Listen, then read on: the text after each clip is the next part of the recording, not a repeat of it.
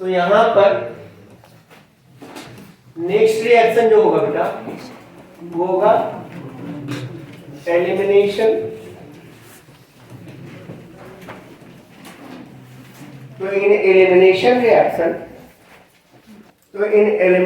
Reaction हमें clear है बेटा कि अब जो होम टीम अवे गई थी तो अवे टीम है 17 प्लेयर और जब वो होम में आएंगे तो now we want to have only 15 players, यहां से 2 लोग हट जाएंगे। अब एलिमिनेशन का एक बेसिक रूल है, बेसिक रूल ये है कि एलिमिनेशन कभी भी फार ग्रुप से नहीं हो सकता है until unless there is a scope of rearrangement, है कि नहीं। वो जब भी होगा तो वो नियर बाई एटम से होगा, क्योंकि जिसका बॉन्ड टूटेगा उसके बीच में हमको क्या बनाना पड़ेगा, बॉन्ड बनाना पड़ेगा। अब यहां पर एलिमिनेशन भी 2 तरह का होता है, E1 एंड E2, राइट। अब अच्छी बात क्या है बेटा कि both for E1 and E2, both for E1 and E2 the order will be 3 degree, 2 degree, 1 degree and CS3S। तो इसमें बहुत लोग बच्चे कंफ्यूज कर जाते हैं कि SN1 और SN2 में जैसा ऑर्डर है उसी तरीके से वो सोच लेते हैं कि E1 और E2 में होगा। कहने लायक कुछ बात नहीं है इसमें। कैरेक्टरिस्टिक एलिमिनेशन होता है RX का, अगर एक्वस की जगह अल्कोहलिक KOH डाल दो, एक्वस की जगह अल्कोहलिक KOH डाल दो तो एलिमिनेशन होगा और यहां पर क्या बनेगा बेटा, एल्कीन। तो एक इंपॉर्टेंट लाइन हम लोग लिख लेते हैं, कहां पर, हिट्स में, हिट्स में लिख लेते हैं, हिट्स के अंदर लिखेंगे बेटा। और देखिए हिट्स क्या है ना, कोई भी मूवी को हिट करवाने तो 2-4 डायलॉग होते हैं। ऑर्गेनिक केमिस्ट्री भी बिल्कुल उसी तरीके से काम करता है कि आपको 5-6 बेसिक चीजें पता होनी चाहिए, क्योंकि क्वेश्चन प्रैक्टिस एक लॉन्ग अफेयर होता है, it is a long affair, right. वो काफी टाइम आपका लग सकता है, काफी टाइम आपका चला जाएगा।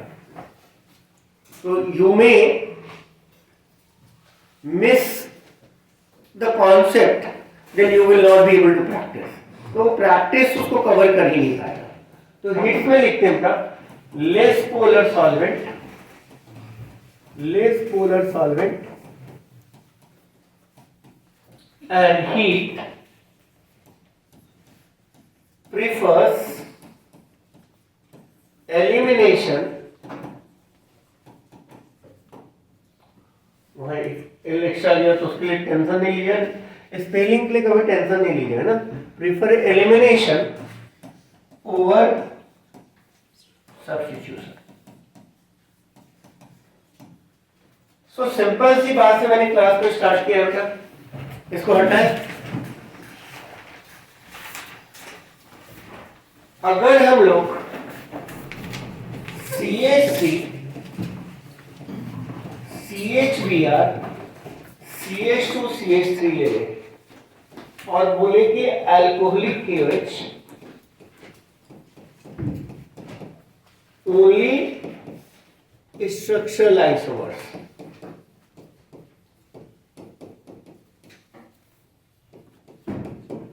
ओनली स्ट्रक्चरल आइसोमर्स कितने बनेंगे? तो देखो बेटा, alcoholic KOH is agent for dehydrohallucination।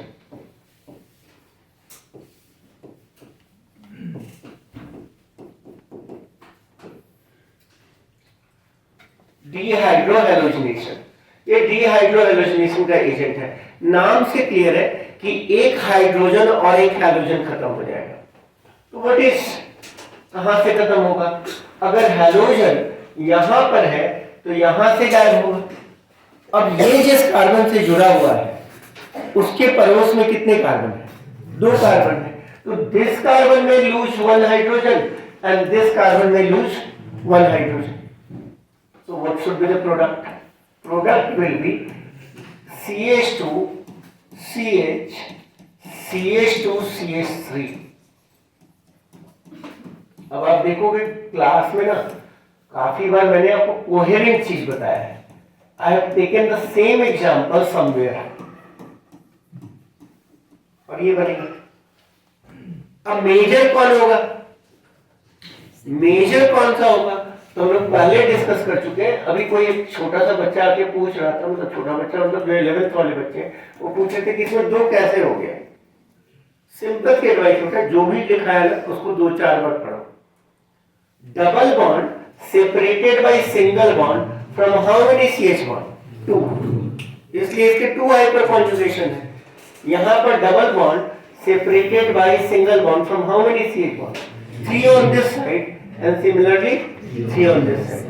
So this will correspond to the major product. So major product is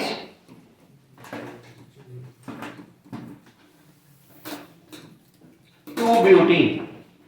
अब आपको ये ध्यान में रखना है बेटा कि मैंने यहाँ पर सिर्फ ओनली स्ट्रक्चरल आइसोमर्स बोला है, इसीलिए हमारा आंसर 2 आ रहा है. We need to move to isomerism and understand कि there could be many other things, but before that मैं इस सेक्शन को चूंकि नाम दिया है राइटिंग रिएक्शंस, तो मैं कुछ ऐसे रिएक्शंस बताऊंगा जो कि आपको कन्वर्जन के लिए. और देखो मेजर नीट का बच्चा क्या गलती करता है, वो सोचता है ना कि नीट में ना मुझे सिर्फ ऑब्जेक्टिव क्वेश्चन बनाना है. अगर मुझसे एक चीज पूछोगे कि what type of question is most important to, 1 जहां पर रीजनिंग देनी है, हर साल उससे क्वेश्चन आएंगे. सेकेंड जहां पर कन्वर्जन है, तो कन्वर्जन में cover your organic chemistry efficiently. Third तो होता है ना कि क्लास के अंदर हम लोग अगर जनवरी 15 से भी एवरेज वीक में अगर 20 क्वेश्चन करें, 20, तो भी at the end of the May, मतलब at the end of the April, क्योंकि शायद probably NEET first week of May में होगा, तो भी आप समझ लीजिए ये 200-250 क्वेश्चन और जुड़ जाते हैं. तो टेक्निकली जो 1 या 2 क्वेश्चन किसी बच्चे का छूट रहा है वो नहीं छूटना चाहिए. NEET will be all about that. It will never be about that student जिसको 10 क्वेश्चन नहीं बन रहे. ये क्लियर हो गया. तो यहां पर हम लोगों ने बोला सिंपल सी बात कि RX के साथ अगर एक्वस KOH डालोगे तो क्या हो जाएगा? ROH. और RX के साथ अगर अल्कोहलिक KOH डालोगे तो क्या हो जाएगा? एल्कीन बन जाएगा. ये सारी बातें हम लोग सिस्टमेटिकली कल से चालू करेंगे. हाइड्रोकार्बन करेंगे तो हम लोग फ्लोर हाइड्रोकार्बन करेंगे, उसके बाद एमाइंस करेंगे, एल्काइल हैलाइड करेंगे, एल्डिहाइड एंड कीटोन करेंगे. तो उसमें ये सारी बातें यूज होंगी, तो ये ध्यान में रखना. ये क्लियर है? Now let's see this. अगर हम लोग some important reaction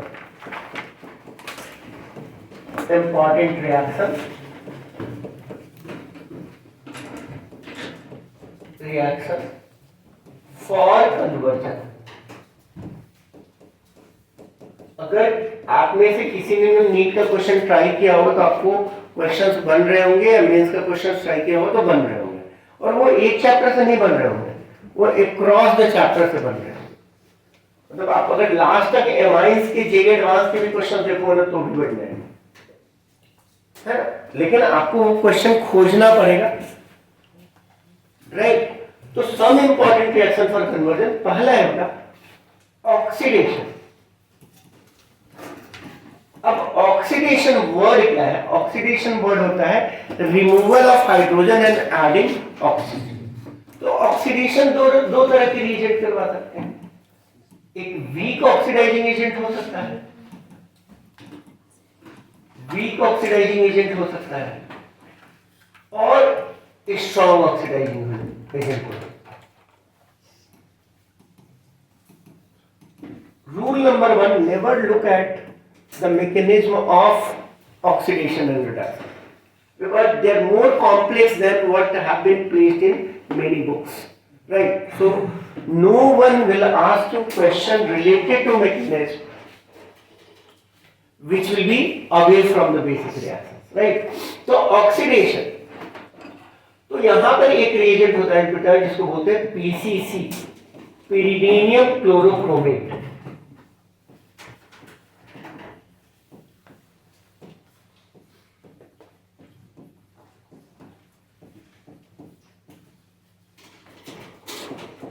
It falls under mild oxidizing agent. Oxidizing agent. अब कल मैंने बताया था कि functional group is the activity ground. Your activity ground is your functional group. तो ये क्या करता है? Primary alcohol. अब प्राइमरी अल्कोहल कैसा दिखेगा? RCH2OH. अब ध्यान देना बेटा, मैं क्या बोल रहा हूं. इस वाली चीज में ना, इस वाली चीज में R तुम बोर्ड लगाओगे किस चीज का? टच मी नॉट का. इसका सिर्फ मतलब है कि तुमको कुछ भी यहां नहीं करना है, इसको डायरेक्टली कॉपी करना है. और ये हमारा एक्टिविटी ग्राउंड है. If I can, this is my activity ground. मतलब पीसीसी के साथ जो रिएक्शन देख रहे हैं उसमें आपको काफी चीजें नहीं देखनी है, सिर्फ देखना है एक्टिविटी ग्राउंड का. अब डेफिनेशन मेरे साथ रिपीट करो कि ऑक्सीडेशन होता है removal of hydrogen and adding oxygen. तो जो वीक है ना, जिसको मन नहीं लग रहा है पढ़ने में, वो एक काम करके बोले मेरा काम हो गया. Weak oxidising agent are like that. तो तुम्हें क्या करना है, देखो मैं लिखा रहा हूं, इस जगह से एक एच को खा लेना है और इस जगह से एक ओ को खा लेना है. आपकी प्रैक्टिस जो होती है, देखिए वर्कबुक आप लोग नहीं बनाते, मैं क्या बता रहा हूं ऐसे. अब देखो बॉन्ड किसका टूटा है? सी और ओ का. तो वो अपना दुख रोने के लिए एक दूसरे के साथ क्या कर लेगा? बॉन्ड बना लेगा. और इसलिए क्या बनता है बेटा? RCOH. क्लियर है? तो primary alcohol on oxidation gives aldehyde. KMnO4. Primary alcohol KMnO4 के साथ अगर रिएक्ट करेगा बेटा, KMnO4 के साथ रिएक्ट करेगा तो ये एक स्ट्रॉन्ग ऑक्सीडाइजिंग एजेंट है, स्ट्रॉन्ग है. तो ये बोलेगा कि वीक वाला 2 हाइड्रोजन हटा रहा है और हम भी 2 ही हटाएंगे, तो मेरी इज्जत क्या रहेगी? तो ये बनाता तो है लेकिन बाद में इस लोकेशन पर एक ओ भी दे देता है. तो क्या बन जाएगा? RC double bond OH. तो हमारे साथ इतना आपके दिमाग में बैठ गया बेटा कि primary alcohol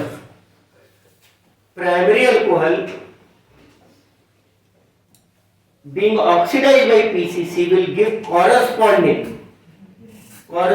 aldehyde, and primary alcohol by KMnO4 will give right carboxylic acid. Corresponding का मतलब क्या है? जरा हम लोग देखें कि कुछ अगर हम प्रैक्टिस करने के लिए यहां से देखें कि जिन लोगों को ऑर्गेनिक केमिस्ट्री से डर लगता है उसके 2 रीजन है. एक इतनी मोटी बुक है ना. दूसरी लोग अंधाधुंध पढ़ा दे रहे हैं. और तीसरा आप अंधाधुंध पढ़ ले रहे है कि नहीं. तो यहां पर क्या होगा बेटा? जैसे एग्जांपल ले, CH3OH को PCC से रिएक्शन करवा दो और KMnO4 से करवा दो. मैं टाइम पास के लिए हजारों रिएक्शन लिख सकता हूं, लेकिन ये सारी चीजें आपको क्लास वर्क में नहीं लिखनी है, आपको रफ वर्क में करना है. नहीं, यू डोंट. क्योंकि मैं क्लास के एंड में यही देखता हूं कि पिछली बार से मैंने कम पढ़ाया कि नहीं पढ़ाया. What was the last pages, इस बार उससे भी कम पेज होना चाहिए. कहां पर मेकअप करेंगे? कचरा को नहीं लिखेंगे कॉपी में. CH3 CH2OH तो हम लोगों ने देख लिया है, तब भी लिख लो. थर्ड हम ऐसा लिख लें, इसको बोलते हैं बेटा बेंजाइल अल्कोहल. कॉमन नेम है बेंजाइल अल्कोहल.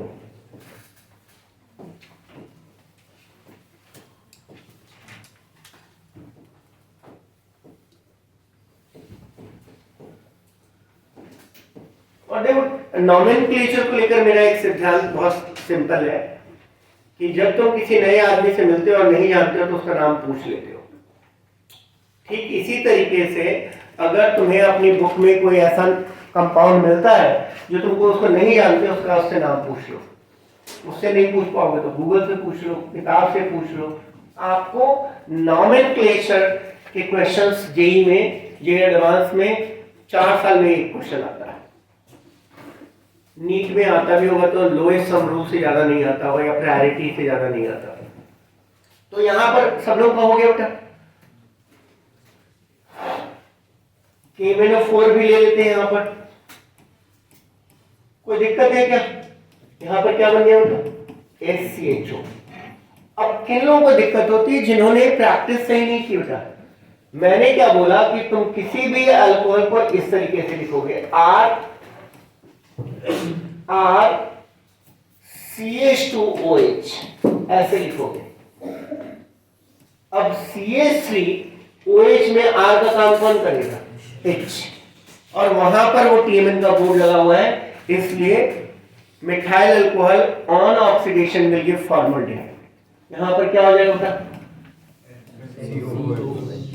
फॉर्मिक एसिड हो जाएगा। इसकी कुछ कहानियां हो सकती हैं। अगर स्ट्रॉन्ग हीटिंग करोगे तो SCOH ऑक्सीडाइज करके CO2 बना लेते हैं। But let's not worry about that right now. This will be CH3CHO and this will be CHO and this will be क्या? अब देख रहे हो फर्क ही नहीं पड़ता है कि यहां पर कौन है। यहां पर जो है वो मेरे लिए अच्छा है ना। अगर घर में पैसा ठगना है और मम्मी पापा साइंस नहीं जानते हैं,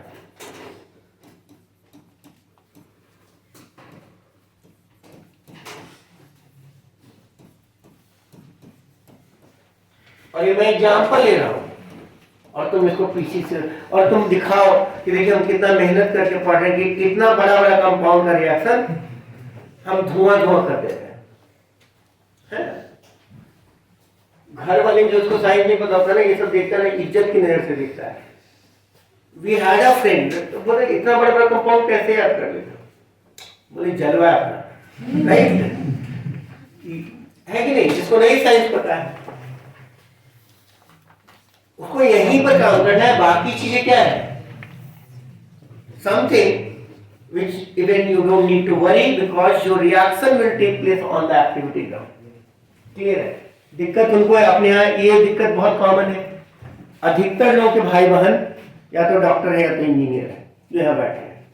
तो अपने यहाँ 90% बच्चा का तो गेम ओवर हो गया, वो नहीं दिखा सकता है।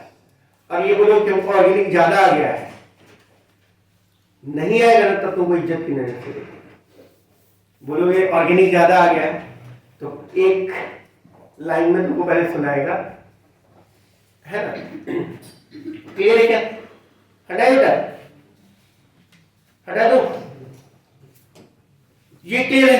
अब सेकेंड लिखते हैं बेटा कि oxidation of side chain, oxidation of side chain.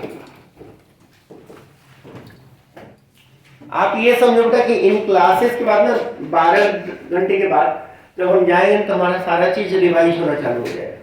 बहुत सारी चीजें आपको रिवीजन की तरह लगेंगी। तो अगर बेंजीन के ऊपर साइड चेन है और कितना भी लंबा चेन है, कितना भी लंबा चेन है, इस लोकेशन पर कम से कम एक H या O होना चाहिए, है ना? This location must contain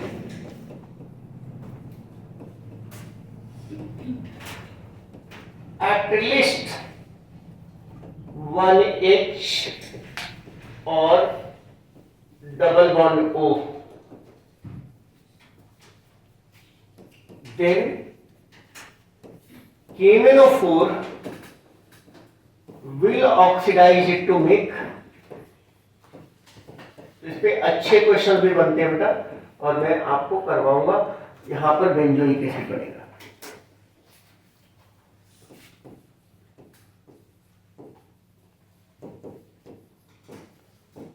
कुछ भी हो, तो CH3 दिया, CH2 CH3 दिया।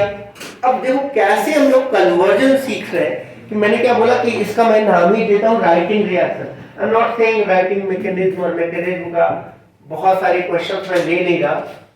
अगर तुमको कोई बोले convert benzene into benzoic acid, इस क्वेश्चन को क्लास वर्क में लिख लेना, डू द फॉलोइंग कन्वर्जन और ट्राई रफ में करना। बेंजीन को बेंजोइक एसिड में कन्वर्ट करें, राइट? कितने लोग आओगे? Just raise your hand. This is 2 लोग। हाथ रही, 1 मिनट और देंगे, 1 मिनट 30 सेकेंड और देंगे। बताइए कितने लोगों का हो जाएगा? हो जाएगा क्या? रिवर्स इंजीनियरिंग कर ले। यहां से अगर KMnO4 डालते किसके ऊपर? टोल्यूइन के ऊपर, इथाइल बेंजीन के ऊपर, और यहां से जाने के लिए कल ही देख चुके हैं बेटा कि फ्रीडिल क्राफ्ट एल्काइलेशन कर ले। क्लियर है? हटाए इसको। अब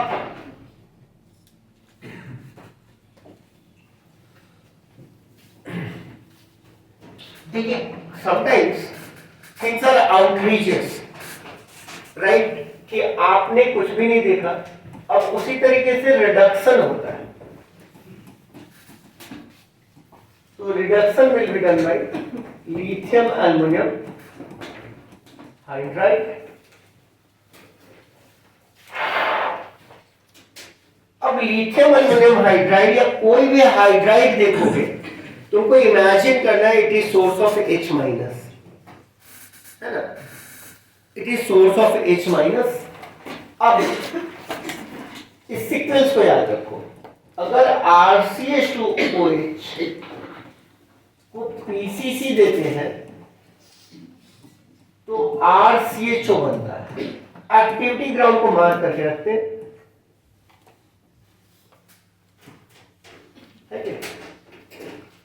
ऑक्सीडेशन और रिडक्शन उल्टा प्रोसेस है। तो यहां पर जो हाइड्रोजन लॉस हुआ था ऑक्सीडेशन में, लिथियम एल्युमिनियम हाइड्राइड उसको क्या कर देगा? वापस कर देगा, राइट? उसी तरीके से अगर KMnO4 लेते हैं और ये RC डबल बॉन्ड OH है, and we take this to lithium aluminum hydride,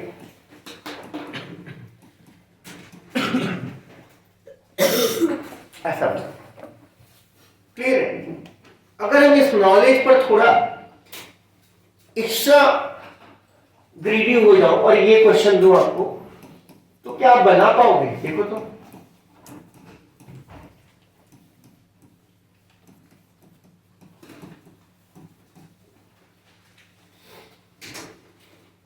if I become extra greedy, तो क्या आप इसको बना पाओगे?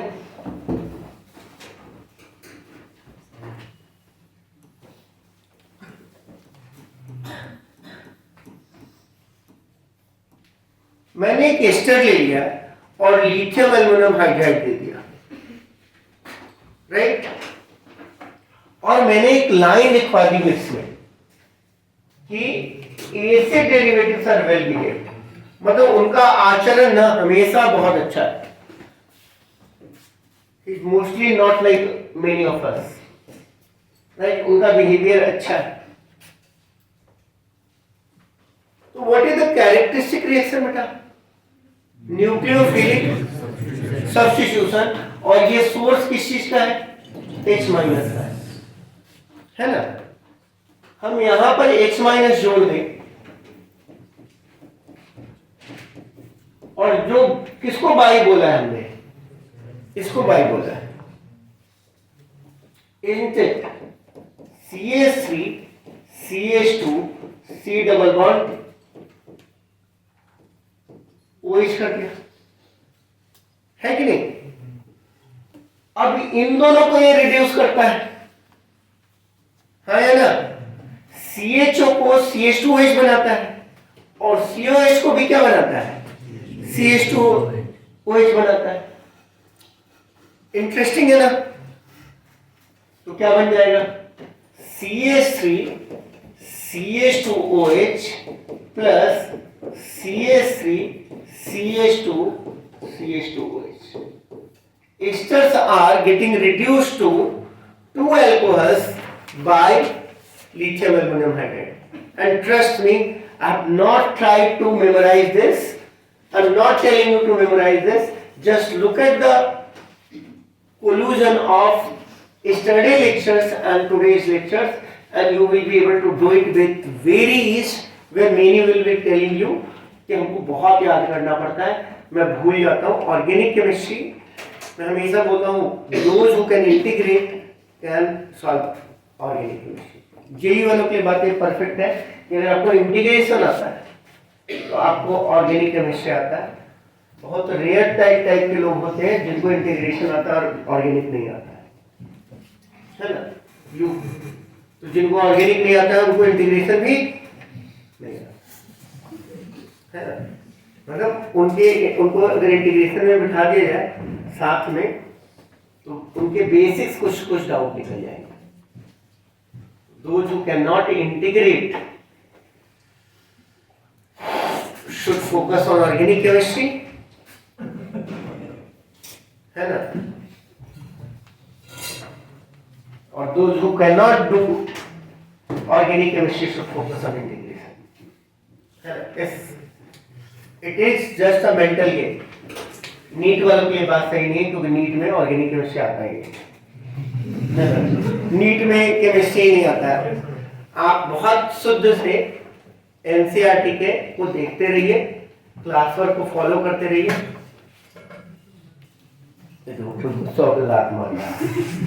ये नीति वाला बच्चा बोले कि आता ही नहीं तो गिरा, ठीक है? ये क्लियर हो गया। तो ऑक्सीडेशन रिडक्शन का ये पार्ट क्लियर हो गया, लेकिन अभी मेरा लिथियम एल्यूमिनियम हाइड्राइड की कहानी खत्म नहीं हुई। कन्वर्जन के लिए बड़ा इंपॉर्टेंट थिंग है ROH। OH को हटाकर X लगाने के निम्न तरीके होते हैं। PCl5 PCl3, इसमें इंपॉर्टेंट वर्ड है CLN CL5 और CL3, इसमें इंपॉर्टेंट वर्ड है Cl-। अच्छा, यहां पर गौर करना कि कभी OH की तरह नहीं हटता है, तो मैं ये आपको सिर्फ बता रहा हूं कि ऐसा होता है। ऐसा क्यों होता है मैं नहीं बता रहा, ठीक है? तो कोई ये नहीं बोलेगा कि OH- हट गया और Cl- लग गया। ऑलवेज रिमेंबर, अगर OH- कहीं से हट रहा होगा तो या तो कोई कॉम्प्लेक्स बन के हट रहा होगा या फिर H2O बनकर हट रहा होगा। Other than that, OH- is a bad living group. OH- is a bad living group क्योंकि OH- एक स्ट्रॉन्ग बेस है ना? तो ये चीज क्लियर रखिएगा। SOCl2 ही लिख रहे हैं, इसको बोलते हैं थायोनाइल क्लोराइड। SO2Cl2 नहीं बोल रहा मैं, तो इसका नाम लिखना चाहे तो लिख सकते हैं थायोनाइल क्लोराइड।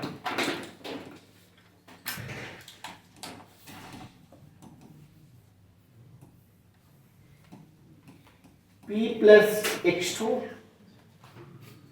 कॉरस्पॉन्डिंग X लगा देंगे, कॉरस्पॉन्डिंग X लगा देंगे। अगर यहां पर PBr रहेगा 3 तो Br लगा देंगे, SOCl2 है तो Cl लगा देंगे। ये तरीके हैं हमारा OH को हटाने का। The same implementation can be done even on carboxylic acid। तो मैंने क्या बोला, OH को हटाकर X लगाने के निम्न तरीके हैं। वो निम्न तरीके हैं PCl5, SOCl2 and P+H2। Right, so let's see this sequence। अगर हमारे पास ROH है तो P plus H2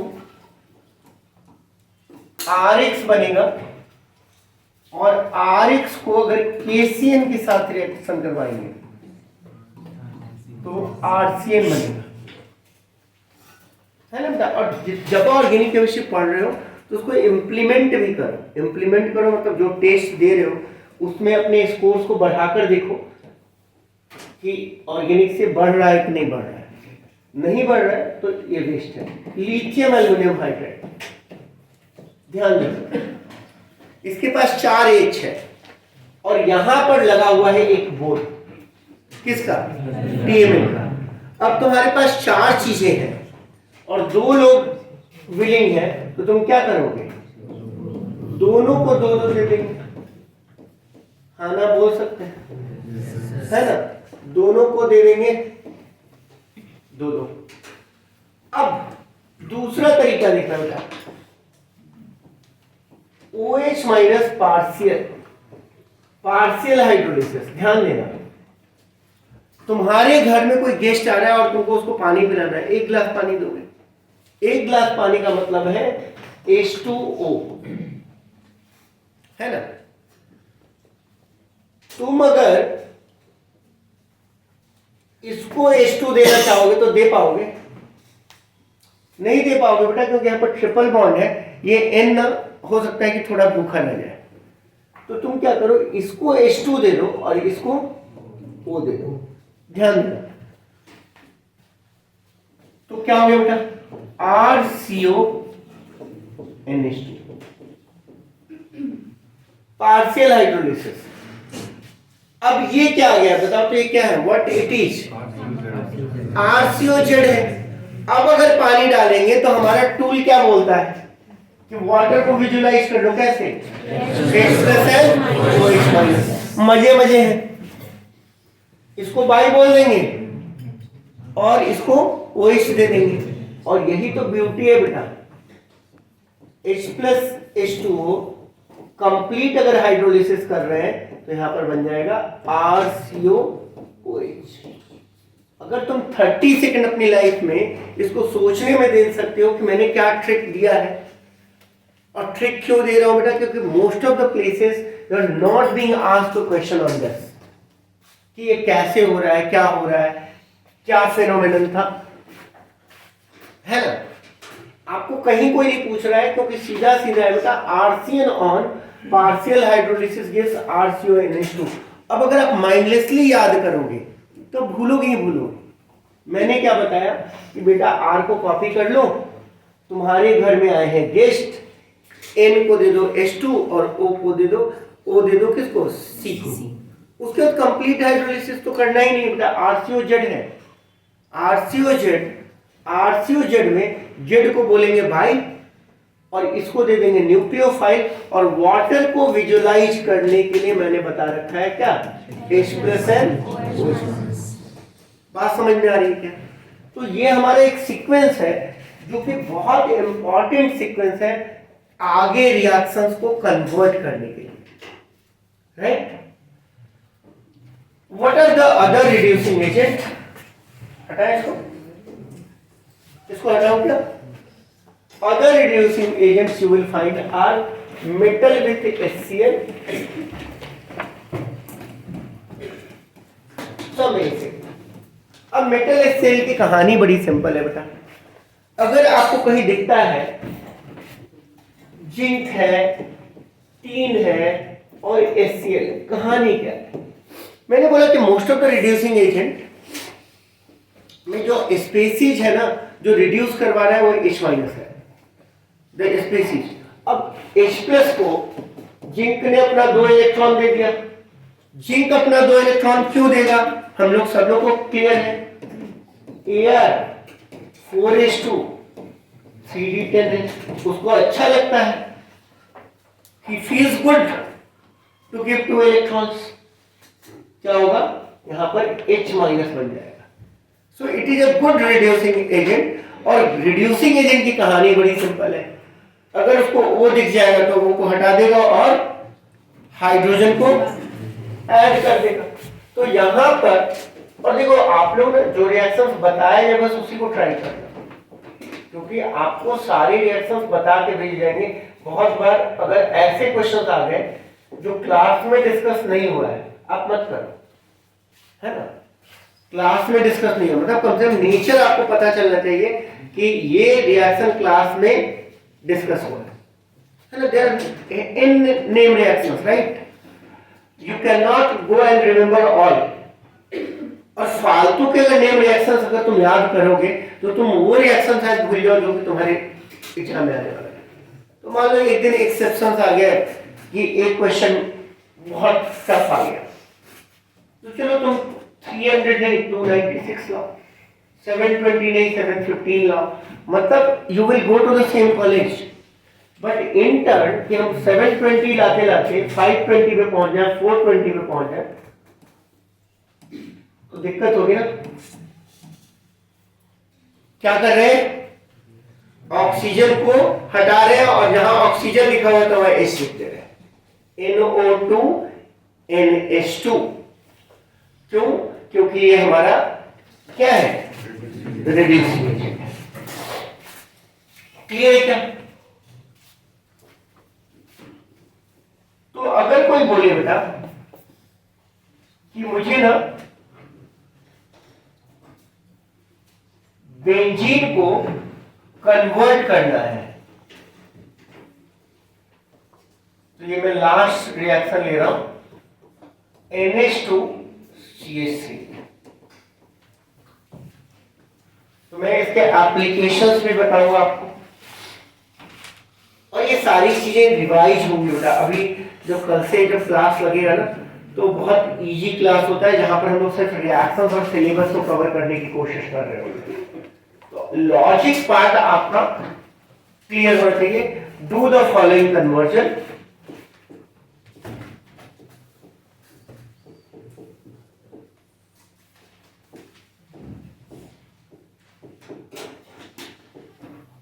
do this conversion, इस कन्वर्जन को आप कीजिए।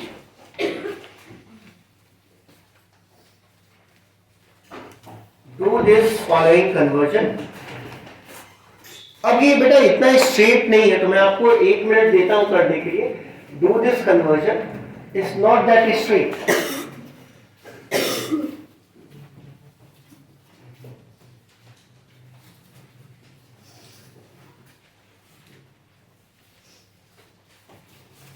अब देखो बेटा होगा क्या कि सीक्वेंस कैसे इंपॉर्टेंट होता है वो समझते हैं।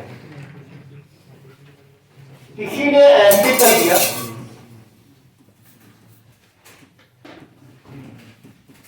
और ये भी क्वेश्चन मैं बेटा एनसीईआरटी से ही ले रहा हूं, है ना। I am not taking from anywhere. मैं हमेशा आपको बताते रहूंगा कि व्हाट इज, ऑफ कोर्स जो हम लोग प्रैक्टिस करते हैं ये बेसिक लेक्चर्स है, तो हमें समझ में आना चाहिए कि पहले हम फ्रीडल क्राफ्ट एल्काइलेशन करवा दें, और ये सब क्वेश्चन आपको आराम से आ जाएगा। What is the correct sequence, पहले हम लोगों ने ये करवा लिया और उसके बाद हम नाइट्रेशन करवाएंगे।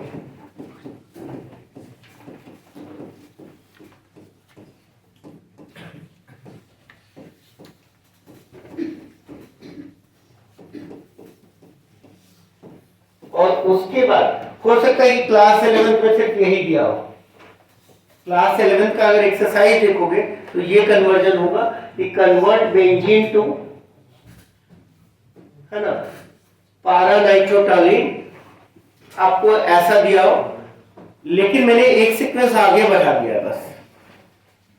अगर आप नाइट्रेशन पहले कर लेते और उसके बाद फ्रीडल क्राफ्ट एल्काइलेशन करते तो रिएक्शन होता ही नहीं।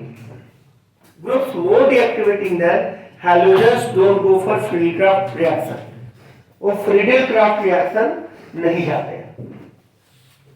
रीजन क्लियर है कि NO2 स्ट्रांगली डीएक्टिवेटिंग ग्रुप है, वो रिंग को डीएक्टिवेट करके रखता है एंड अल्टीमेटली उस पर weak electrophile like CH3 does not attack. यहां पर SnHCl डालेंगे तो ये प्रोडक्ट आपको मिलेगा। है ना। नो वन इज वरीड कि मैंने इसको रिवर्स कर दिया, उससे कोई फर्क नहीं पड़ता। तो मैं इस तरीके से, अब ध्यान में रखिएगा कि आपका स्कूल टीचर कैसे चेक कर रहा है उस पर डिपेंड करेगा। तो आप ऐसा मत कीजिएगा, आप यही लिखिएगा both are the same, right.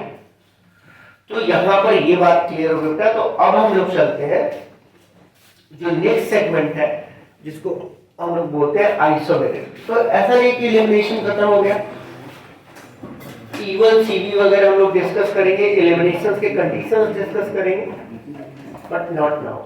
हटा इसको। We will be starting the next segment is isomerism.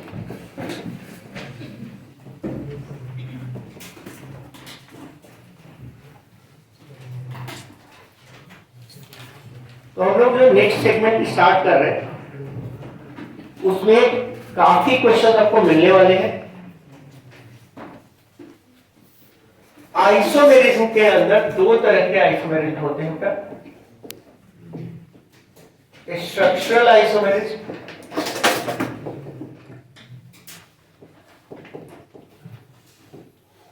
And दूसरा stereo isomerism.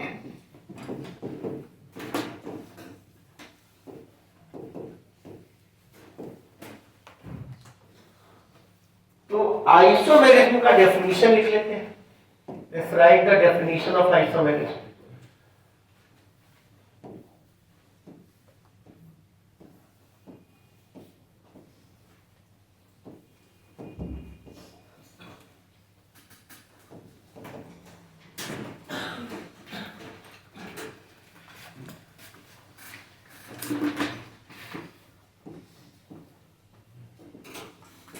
Phenomenon where compounds having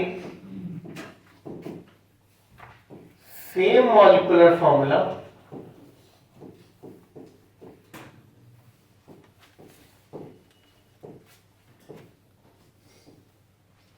having same molecular formula have different structural formula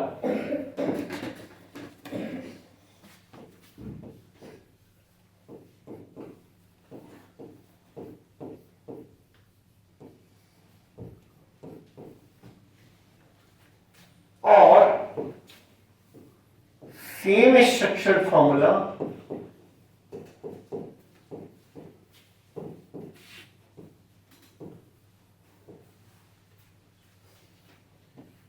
but different orientation in space.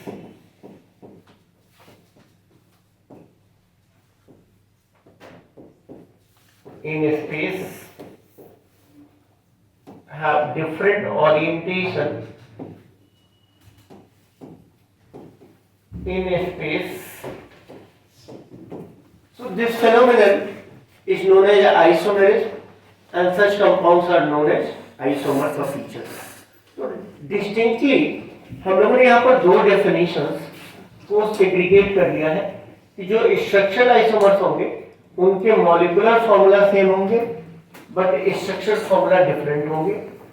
जो stereo isomers होंगे उनके structural formula भी same होंगे but उनका orientation different orientation in space. यहाँ orientation word मैंने लिखा ही नहीं, आप नोट कर लेना, different orientation in space, right.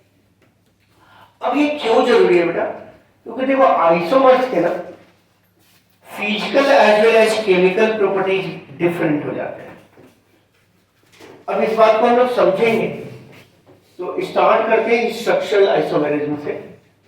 और आज का हमारा एजेंडा यही है कि कम से कम हम लोग यहां तक चीजों को अच्छे से समझ लें।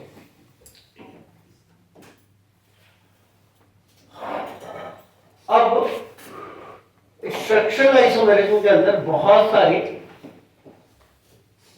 डिविजन्स दिए जा सकते हैं, मैं बेयर मिनिमम दूंगा so that at least you understand कि क्या क्या हो सकता है। तो एक होता है बेटा चेन आइसोमेरिज्म।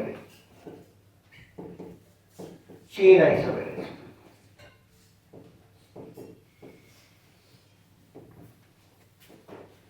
दूसरा होता है फंक्शनल आइसोमेरिज्म।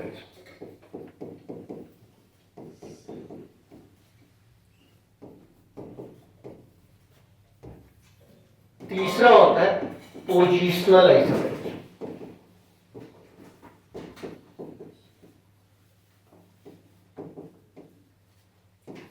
एंड फोर्थ होता है बेटा मेटामेरिज्म। राइट, अब फंक्शनल आइसोमेरिज्म के अंदर हम लोग कीटो इनॉल टॉटोमेरिज्म को भी समझ सकते हैं।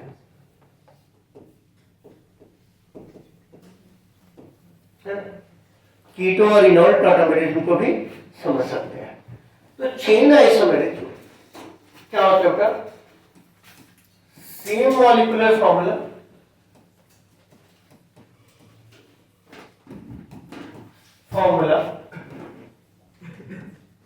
but different chain length.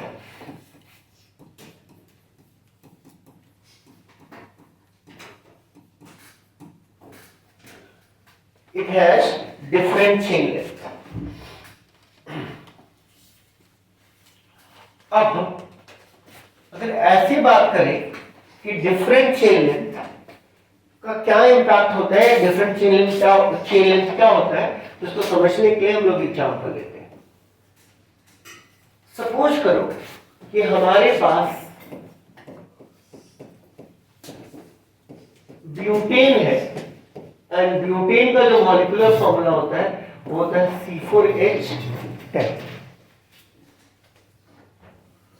अब एक नॉर्मल ब्यूटेन है जिसमें कि हमारा कार्बन का जो लिंक है वो स्ट्रेट है, मतलब you can start from the first carbon and you can go to the all the carbon straight, you don't need to take any turn। तो इसको हम लोग बोलते हैं इन ब्यूटेन या नॉर्मली ब्यूटेन बोलते हैं। N is a common name normal butane. अब इसी ब्यूटेन को अगर किसी ने ऐसे लिख दिया तो ये हो गया बेटा आइसोब्यूटेन। तो मैं सेकंड हाफ के एनसीईआरटी रिलेटेड जो नॉमेनक्लेचर का टेबल होगा वो मैं आपको सिर्फ शो कर दूंगा, so that you can go through it one by one very patiently कि आपको क्या क्या चीजें पता होनी चाहिए। तो दिस इज आइसोब्यूटेन। अब तुम सोचोगे बड़ी बात क्या हो गई, what are the big things. तो सबसे पहले बेटा बड़ी बात क्या हो गई कि अगर इसका तुम क्लोरीनेशन करवा रहे थे तो तुमको दो तरह के प्रोडक्ट मिल रहे थे मोनोक्लोरिनेशन में। ध्यान से सुनना, मिल रहे थे ना, क्या क्या मिल रहा था, 1 क्लोरो और 2 क्लोरो ब्यूटेन। यहां पर दो तरह के कार्बन एग्जिस्ट कर रहे हैं, ये सारे कार्बन 1 डिग्री वाले हैं और यहां पर एक कार्बन क्या है 3 डिग्री का है ना। इसका मतलब है यहां पर जो दो तरह के मिल रहे हैं वो दोनों कंपाउंड पहले वाले कंपाउंड से डिफरेंट है। कैसे डिफरेंट है ये आपको दिख रहा है ना। यहां पर मिल रहा है 1 क्लोरो 2 मिथाइल प्रोपेन मिल रहा है ना, 1 क्लोरो 2 मिथाइल प्रोपेन मिल रहा है और वहां पर मिल रहा था 1 क्लोरो ब्यूटेन मिल रहा था। ये तीनों लोकेशन आइडेंटिकल हो गए आईपीएसी नेम के लिए, ये दिख रहा है। एंड जो दूसरा कार्बन मिल रहा है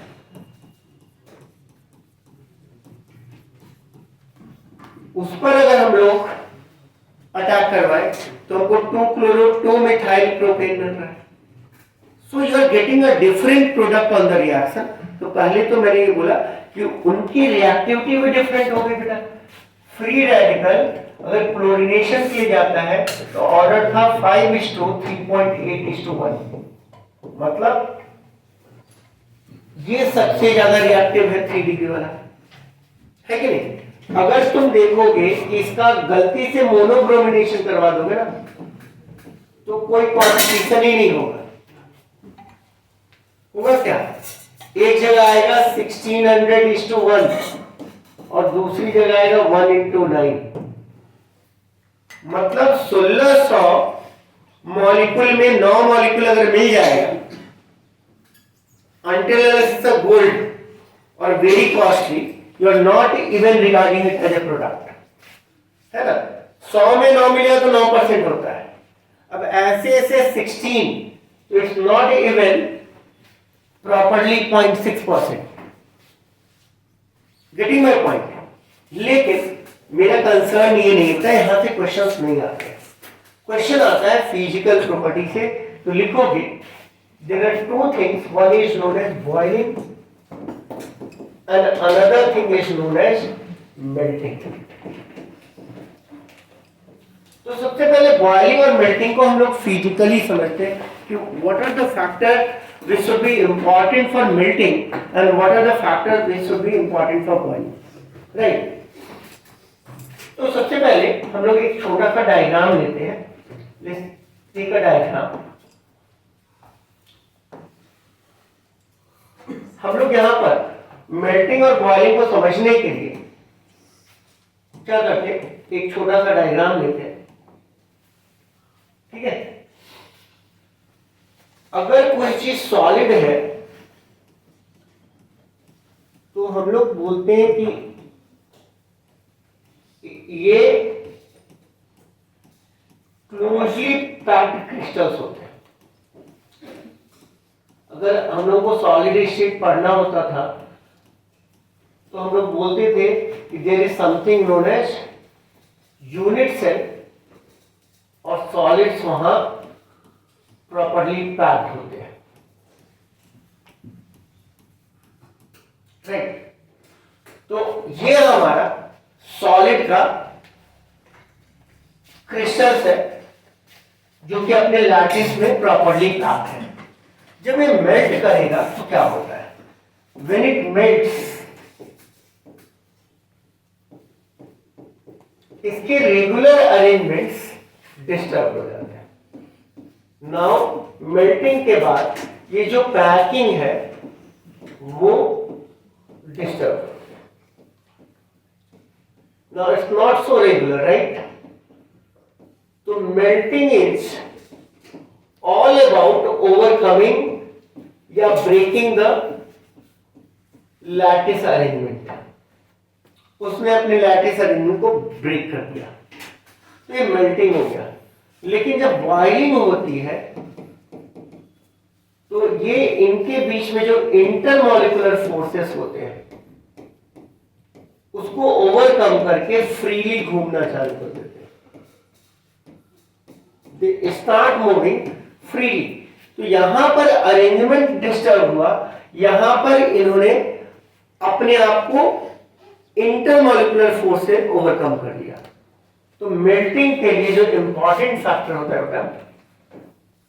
इंटरमॉलिक्यूलर फोर्स तो है, वो तो दोनों में कॉमन होगा, लेकिन मेल्टिंग के लिए इंपॉर्टेंट फैक्टर होता है, one of the factor is symmetry.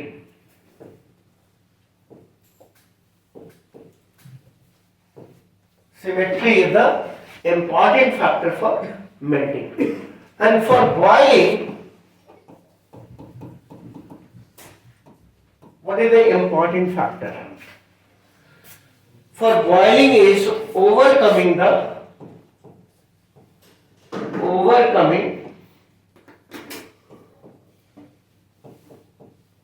the intermolecular forces.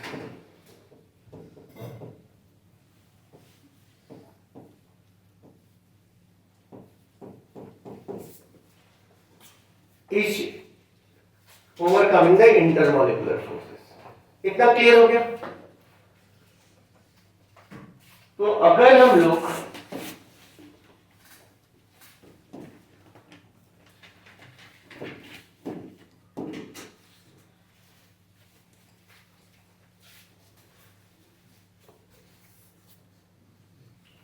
तो अगर हम लोग बॉइलिंग में देखें तो इंटरमॉलिक्यूलर फोर्स इंपॉर्टेंट होता है।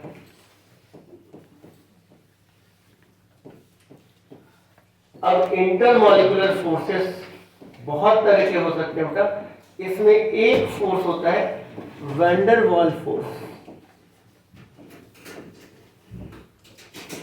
It's a weak force. दूसरा हो सकता है बेटा डाइपोल डाइपोल इंट्रैक्शन, एंड जो मोस्ट इंपॉर्टेंट आपको मिलता है बेटा हाइड्रोजन बॉन्डिंग। करेक्ट। मेल्टिंग के लिए जो इंपॉर्टेंट फैक्टर है दैट इज सिमेट्री। तो मैं क्या बोल रहा हूं कि अगर कहीं डाइपोल मोमेंट ज्यादा है तो उस कंपाउंड का मेल्टिंग पॉइंट ज्यादा होगा। van der Waals force, it is directly proportional to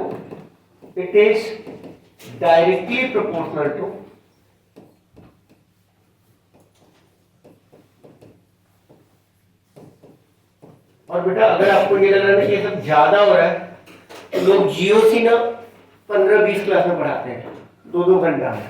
तो ये चीज ध्यान में रखिए बेटा कि आप क्वेश्चंस करोगे तो आपको पता चलेगा कि कोई भी चीज एक्स्ट्रा नहीं पढ़ाई जा रही। ये इसलिए बताया जा रहा है कि आपके कॉन्सेप्ट्स क्लियर हो जाए और आपको रटने की जरूरत कम पड़े। It is directly proportional to surface area. Clear है क्या? तो यहां पर कम से कम मैं थोड़ा हाइड्रोजन बॉन्डिंग को डिस्कस कर दूं और थोड़ा वैन डर वाल्स फोर्स को डिस्कस कर दूं, and then as we go along हम इसके यूजेस करते चलेंगे और हमें पता चलते चलेगा। है मान लो कोई क्वेश्चन आ रहा तुमसे नहीं बन रहा तो this will be the basis of solving the question. हटाए इसको। अब लिखेंगे branching decreases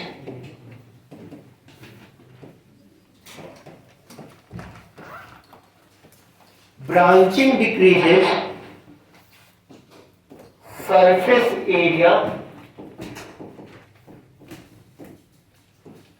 hence boiling point will decrease। अब इसका मतलब क्या है कि मैंने पहले ही बताया था कि कंपेयर करने के लिए जब थ्योरी आपको बताई जा रही है तो कंपैरिजन की थ्योरी बड़ी सिंपल है कि तुम लाइक को लाइक से कंपेयर कर सकते हो, लाइक को अनलाइक से कंपेयर करना बहुत डिफिकल्ट हो जाएगा। हमको एग्जैक्टली वो चीजें पता होनी चाहिए। जैसे बहुत सारे ऐसे क्वेश्चंस आते हैं जो कि आप थ्योरी से क्लूलेस फील करोगे, तो वहां पर एक पर्टिकुलर इंफॉर्मेशन होना चाहिए। तो मैं यहां पर आपको लिखवा रहा हूं rule for deciding boiling point in alkanes. मैं बहुत क्लियर कट हूं कि आपको कैसे क्वेश्चंस आएंगे या आने चाहिए। Questions will be not very outrageous, right? जैसे आप लोग पूछते हैं तो लिखिएगा more the number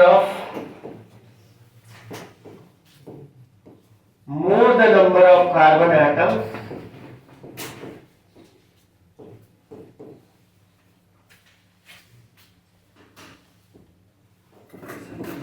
more will be the boiling point, more will be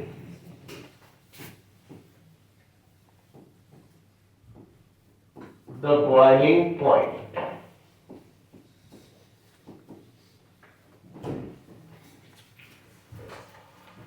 right. Second यहां पर लिखेंगे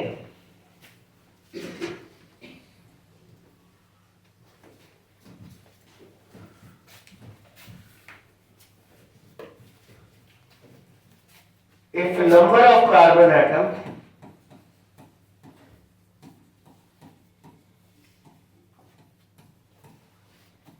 atom is same,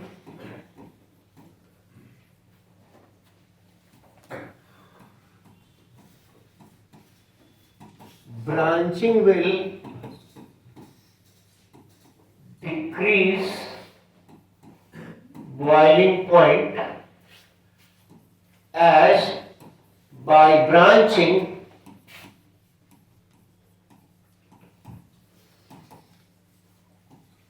surface area decreases.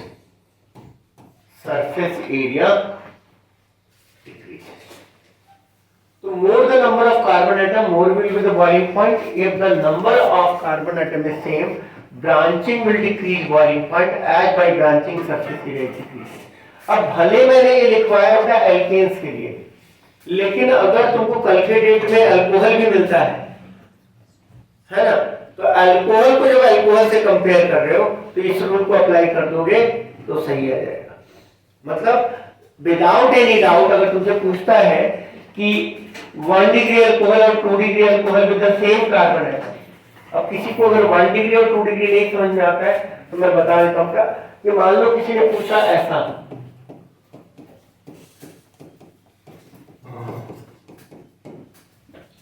तो ये 1 डिग्री अल्कोहल है. 1 डिग्री अल्कोहल क्यों है?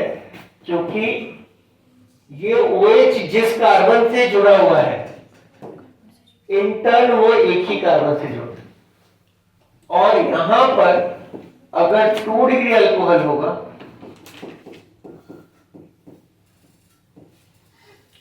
तो OH attached to one carbon is in turn attached to 2 other carbons, so ये 2 डिग्री अल्कोहल है. तो आप आंख बंद कर के अगर इस रूल को अप्लाई कर दोगे तो आपका काम हो जाएगा. क्लियर है? तो आप देखोगे कि इस बेसिस पे भी कुछ ना कुछ क्वेश्चन पूछे गए होंगे या पूछे जाने चाहिए. क्लियर है? इसको मैं हटा देता हूं just for sake of telling you कि किसी को अगर 1 डिग्री 2 डिग्री में क्लैरिटी नहीं है तो आप इस तरह की चीजें दिमाग में रख सकते हैं. नाउ देखते हैं हाइड्रोजन बॉन्डिंग.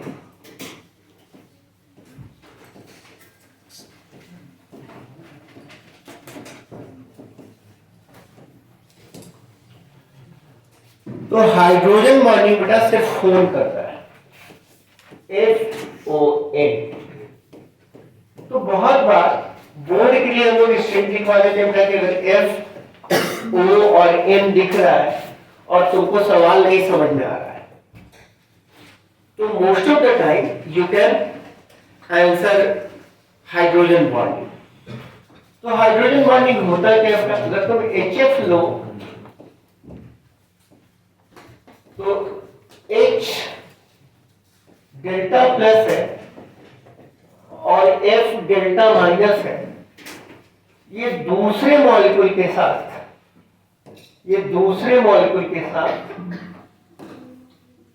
बॉन्ड बनाएगा उसके H के साथ, और तो इस तरीके से वन मॉलिक्यूल को तुम जज करोगे तो देखोगे कि there is a intermolecular interaction या एक बॉन्ड बन रहा है due to electrostatic attraction. This type of bond is known as hydrogen bond, है ना. तो यहां पर एक मॉलिक्यूल दूसरे मॉलिक्यूल के साथ बना रहा है, इसीलिए इसको बोलते हैं intermolecular hydrogen bond.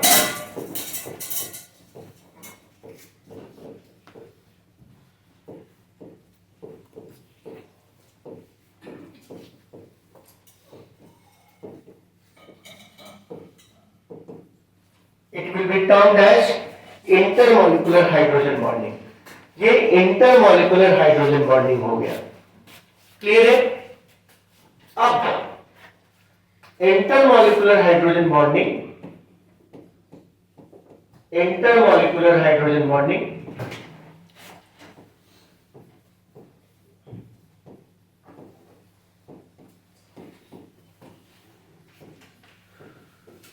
will increase boiling point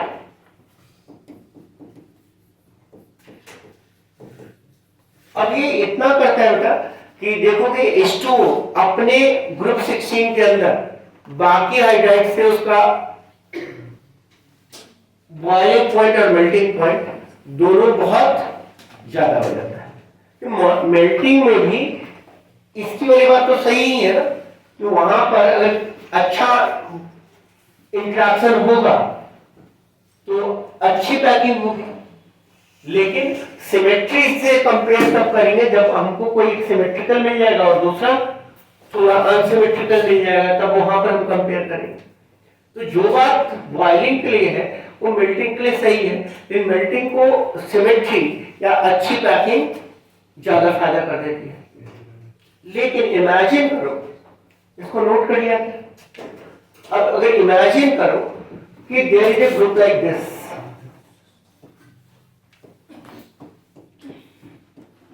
यहां पर OH है और यहां पर NO2 है, यहां पर OH है और यहां पर NO2 है। ये ऑर्थोनाइट्रोफिनॉल हो गया नहीं। अब अगर देखोगे तो ये क्या करेगा बेटा, और पिछले साल शायद या इसके पिछले साल नीट में डायरेक्टली ये क्वेश्चन आया है।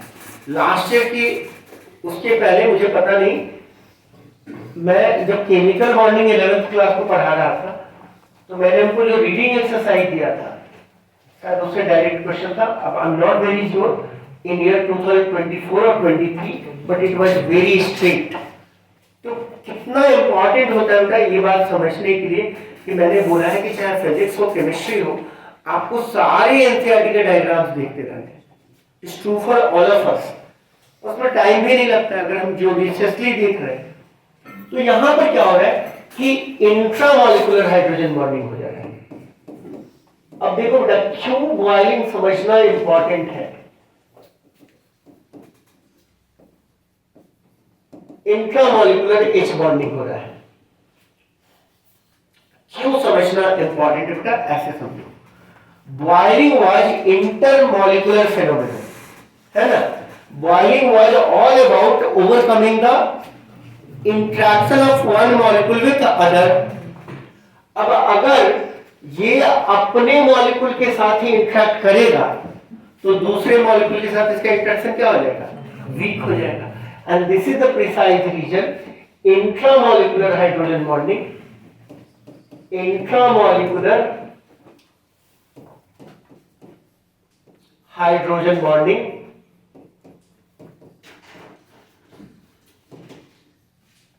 will decrease the boiling point.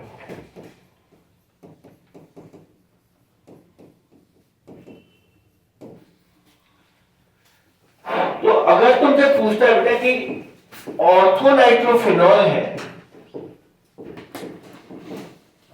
और पारानाइट्रोफिनॉल है, इसमें से कौन स्टीम वोलाटाइल होगा, मतलब कौन स्टीम के टेम्परेचर पर, दैट इज 100 डिग्री सी के टेम्परेचर पर वेपराइज कर जाएगा, तो वो जिसका बॉइलिंग पॉइंट कम होगा। तो यहां पर there is only intermolecular hydrogen bonding.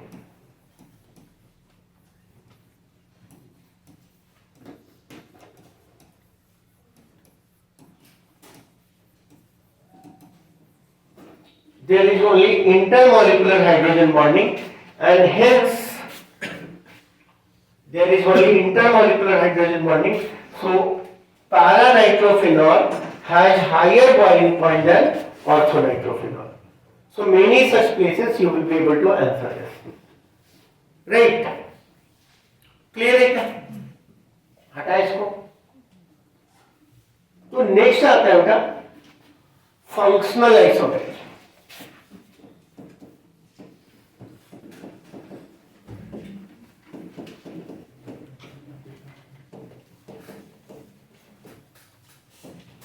same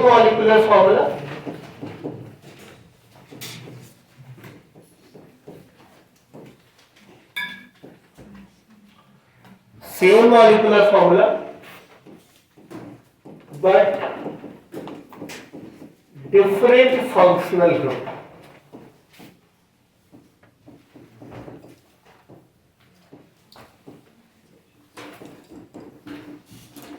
अब अंतर क्या होगा पहले ये समझो।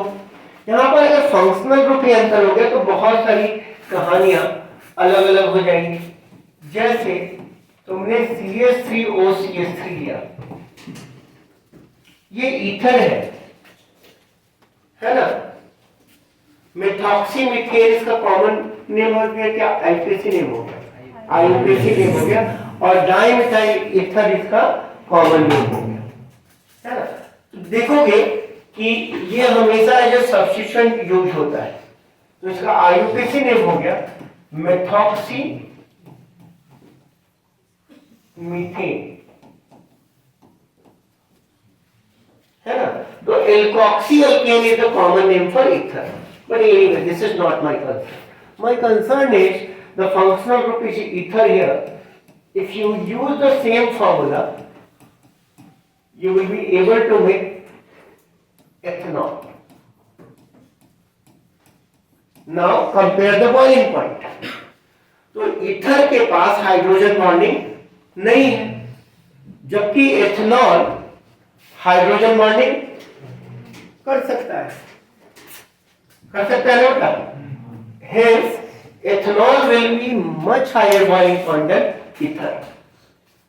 क्लियर है क्या? नहीं, सारे रिएक्शन जो अल्कोहल दे सकता है, जैसे अल्कोहल को तुम ऑक्सीडाइज कर सकते हो, ईथर को तुम ऑक्सीडाइज किसी से नहीं कर सकते हो, है ना, क्योंकि उसके फंक्शनल ग्रुप के पास कुछ भी नहीं है, ऑक्सीडाइजेबल एच कुछ भी नहीं, इस तरह की चीज है। इसके रिएक्शंस और उसके रिएक्शंस डिफरेंट है ना। इसी के अंदर एक इंपॉर्टेंट रिएक्शन हम लोग करते हैं बेटा, जिसको बोलते हैं कीटो enol टॉटोमेरेज।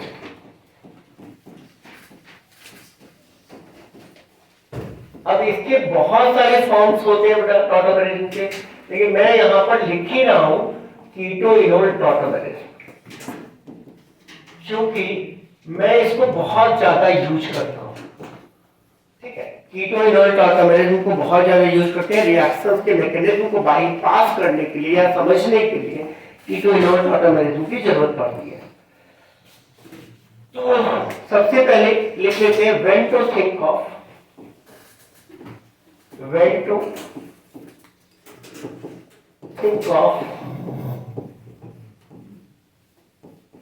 Keto enol टॉटोमेरेज।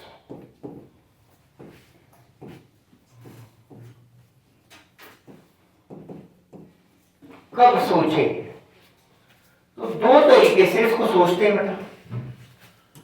First, when aldehyde और ketone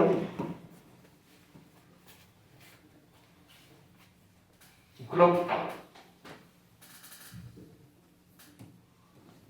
separated by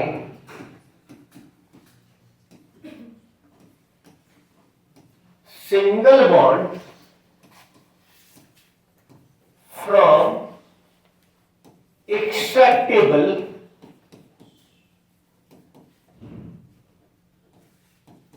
CH group. Right. तो जैसे अगर तुमको बोले कि क्या SCHO कीटो इनोल टॉटोमेरेज में शो करेगा, तो यहां पर तो बेटा इस एल्डिहाइड ग्रुप के बाद सिंगल बॉन्ड के बाद तो कुछ है ही नहीं, इसलिए it will not show keto enol tautomerism. ये शो करेगा, डेफिनेटली करेगा। क्या होता है वो बाद में हम लोग देखेंगे, है ना। मतलब जस्ट इस लाइन को पहले समझ लेते हैं, फिर दूसरा पॉइंट लिखवा देता हूं। Second, double bond is in conjugation with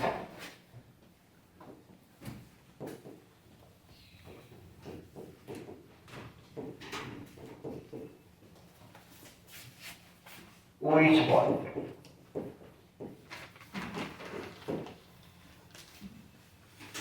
ठीक है, double bond is in conjugation with OH bond, think of keto enol tautomerism. हटाया क्या इसको? तो कीटो इनोल टॉटोमेरिज्म के अंदर, कीटो इनोल टॉटोमेरिज्म के अंदर होता क्या बेटा? पहले है क्या ये? तो keto enol tautomerism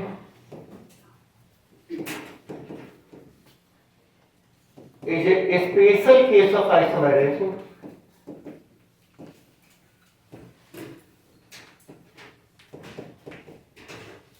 Isomerism, where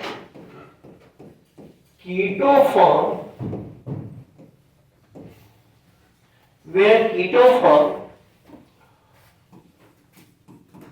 exists in dynamic equilibrium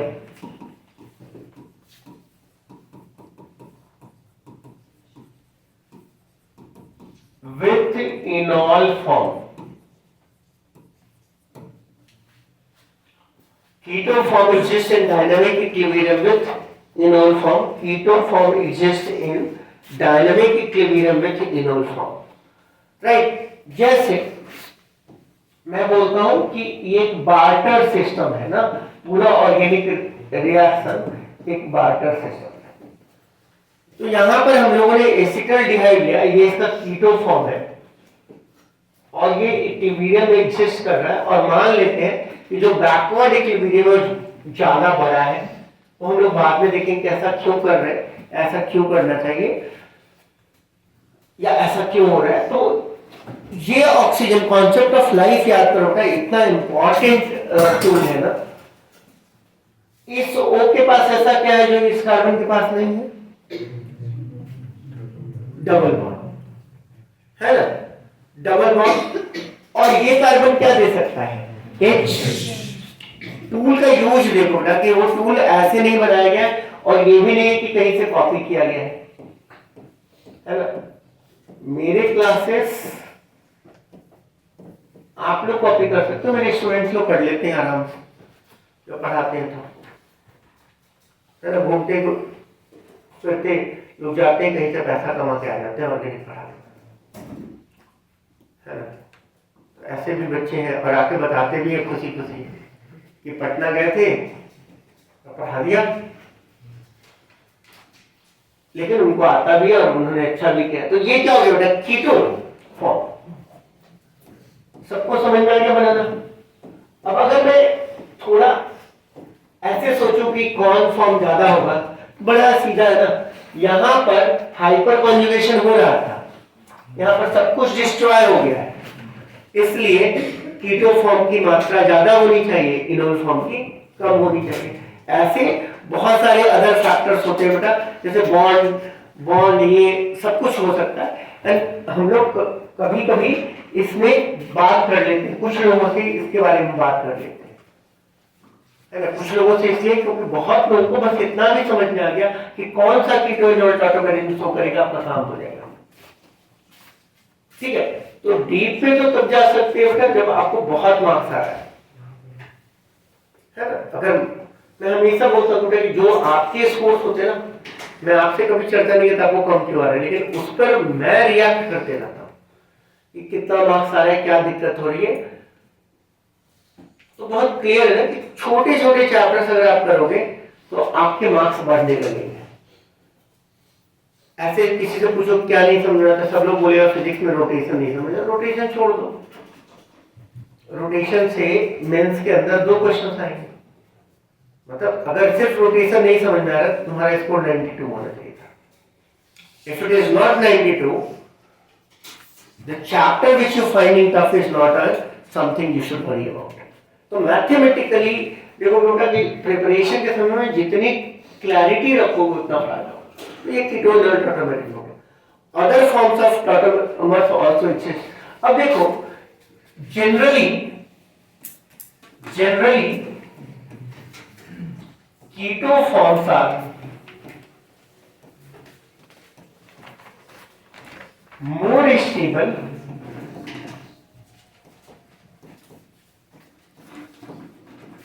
than enol form. Generally, keto forms are more stable than enol form. Keto forms are more stable than enol form, but not always.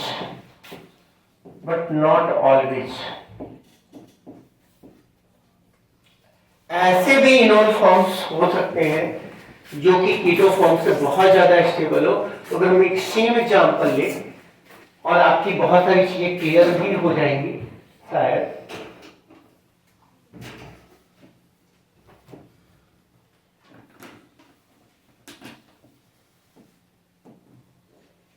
Right, this is a keto form of something,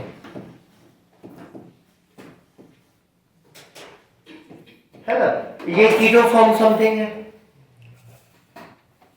अब अगर हम बोले कि almost इधर ही exist करेगा, इधर छोटा सा एग्जिस्ट करेगा, तो कोई गलत है क्या? जरा एक्सचेंज करो, इसके हाइड्रोजन को इसको दे दोगे और इसका डबल बॉन्ड दे दोगे तो क्या बन रहा है? फिनॉल। और जब तुम बहुत सारे ऐसे बुक पढ़ते हो ना तो तुमको अच्छे अच्छे वर्ड्स मिल जाएंगे। कोई बोलेगा स्यूडो टॉटोमेरिज्म, है ना, क्रिप्टो टॉटोमेरिज्म। अब ये बातें सुनने में अच्छी लगती है बेटा, लेमन के लैंग्वेज में कीटो इनोल टॉटोमेरिज्म होता है जब कीटो फॉर्म और इनोल फॉर्म डायनामिक इक्विलिब्रियम में एग्जिस्ट करते हैं। केमिकल इक्विलिब्रियम आपको सबको पता है कि डायनामिक इक्विलिब्रियम है, ये फॉर्म इधर जा रहा है, ये फॉर्म इधर आ रहा है, लेकिन अब इसके कॉन्सेंट्रेशन चेंज नहीं कर रहे हैं, राइट। तो कीटो एंड इनोल टॉटोमेरिज्म बनाने का तरीका बड़ा सिंपल है बेटा कि, और कभी कभी हम लोग बोल देते हैं ना कि ऐसे कर दो उसके बाद टॉटोमेराइज कर दो, राइट। जैसे कल हम लोग ने देखा एडिशन रिएक्शन, राइट। तो अगर हम लोग देखें एसिडिक हाइड्रेशन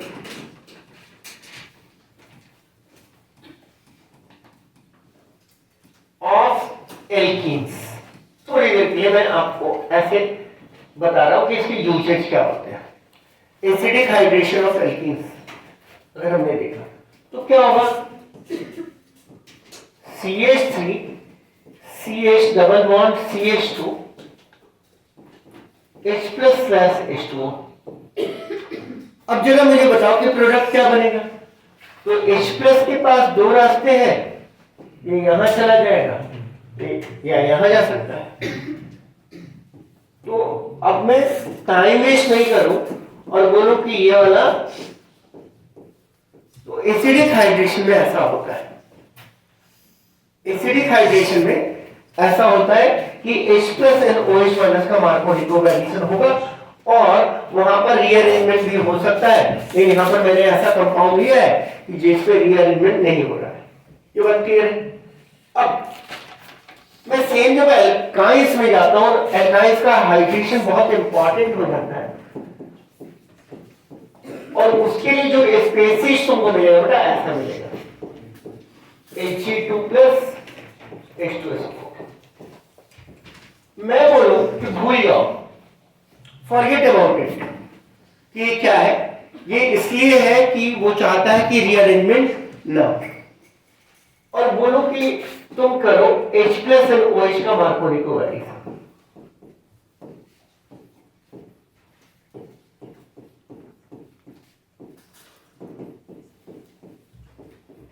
अभी भी भूलना नहीं बेटा कि हमारा गोल क्लियर है कि हमें रिएक्शंस लिखने की और क्वेश्चंस करने की आदत लग रही है।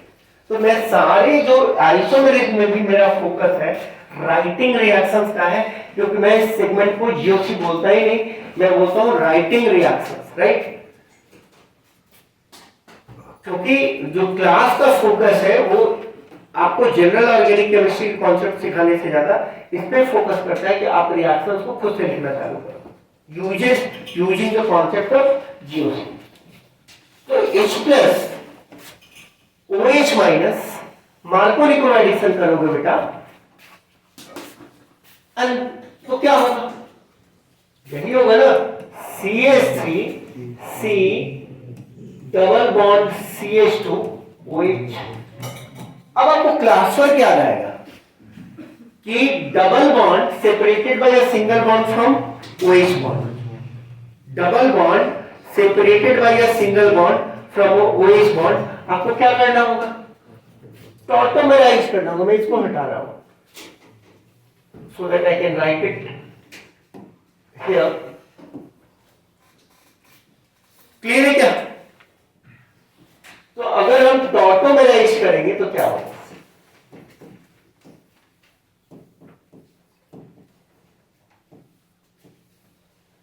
एक्सचेंज ऑफर है।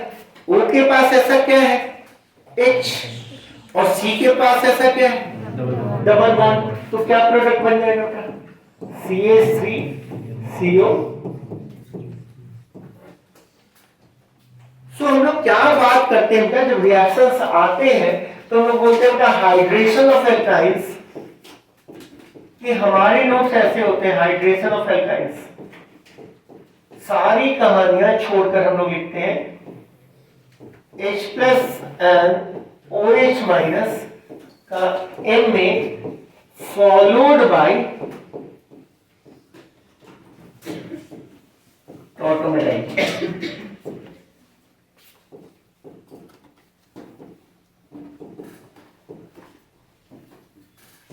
Followed by tautomerisation. क्लियर हो गया? तो यहां पर हम लोगों ने देखा बेटा कि what are tautomerism and what will be the usages of it. Next था आइसोमर। हम लोगों ने बोला थर्ड लिया क्या था? सॉरी, मेटामेरिक लिया था क्या? Sorry, positional isomer, right. So we have already talked about positional isomer।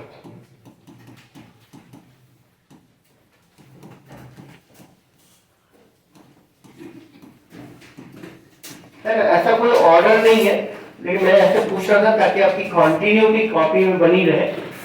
Positional isomer is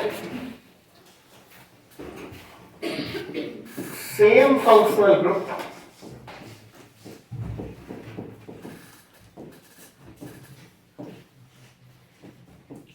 but having different position। अब देखो बेसिक रिएक्शंस के नेचर अगर आप याद रखते हो तो क्या फायदा होगा उसको हम लोग समझते हैं।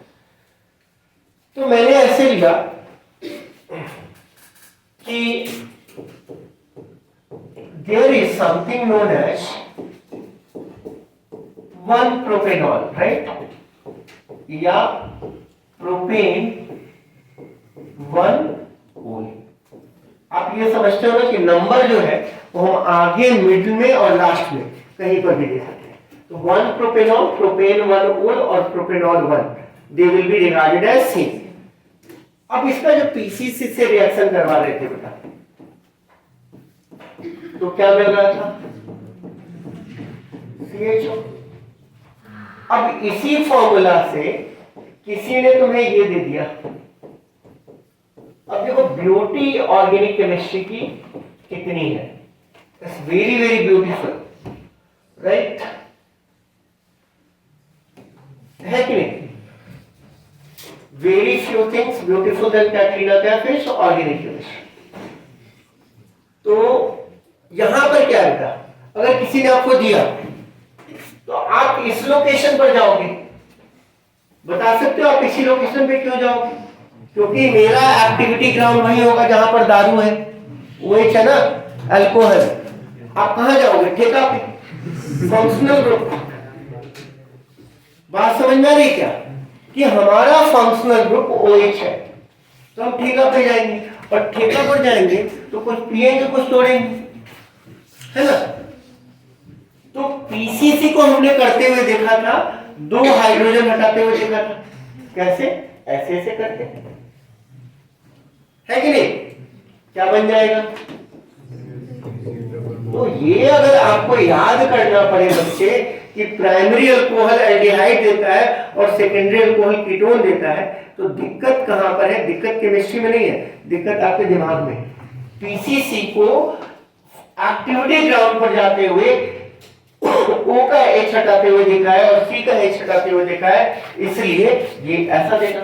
अगर कोई तुमसे पूछे फिजिकल प्रॉपर्टी, इसकी बॉइलिंग पॉइंट ज्यादा होगी कि इसकी बॉइलिंग पॉइंट ज्यादा होगी, तो ब्रांचिंग डिक्रीजेस बॉइलिंग पॉइंट, है ना। कल बच्चा एक कोई पूछ रहा था कि स्टीयरिक हिंड्रेंस, मुझे वर्ड नहीं समझ आया। स्टीयरिक हिंड्रेंस है गुपचुप के ठेले पे तीन मोटे मोटे लोग गोलगप्पा खा रहे हैं, वो जो अपने यहाँ होता है जो ठेला, तो ठेला नहीं, जो खोमचा होता है, अगर तीन मोटे मोटे लोग खड़े हो जाएंगे तो बेटा तुम उसमें घुस भी नहीं पाओगे। और तीन पतली पतली सुंदर कन्या खड़ी है तो मतलब भीड़ भाड़ में हम लोग पका के तीन चार लोग घुस जाएंगे, है कि नहीं? बात समझ में आ रही है क्या? तो stearic hindrance is all about sizes. Size, जिसका साइज बड़ा होगा वो, बात समझ में आ रही है क्या? तो पोजिशनल आइसोमेरिज्म होता है कि it is having the same functional group but their positions are different and due to which their properties will be different, right? अब इसका एक एक्सट्रीम एग्जांपल लेते हैं। There is something known as Lucas test, है ना। अब देखो मेरा टारगेट बड़ा क्लियर है, आई एम अ माँ, मुझे एक ही चीज समझ में आती है, जब रिजल्ट आया तो रिजल्ट आया या नहीं आया, और दोनों केस में पढ़ाते पढ़ाते मुझे आदत है, अगर आया तो अच्छा है, नहीं आया तो बहुत अच्छा है, कम से कम someone more deserving will be there, right? तो लुकास टेस्ट क्या होता है? आप लेते बेटा ZnCl2 प्लस HCl और ये हमें ले जाता है कार्बोकेटायन के पाथ पर। मैं समझा रहा हूं, उस बात को समझना बेटा कि ये अभी भी अल्कोहल का क्लास नहीं है, अमाइंस का क्लास नहीं है, लेकिन हम लोग अगर पूरी चीजें कवर कर पा रहे और आप अगर ऑर्गेनिक को होलिस्टिकली देखना चालू करोगे तो 33% आपको एज होगा, 33% एज होगा, ठीक है? तो ZnCl2 प्लस HCl कार्बोकेटायन का पाथ है।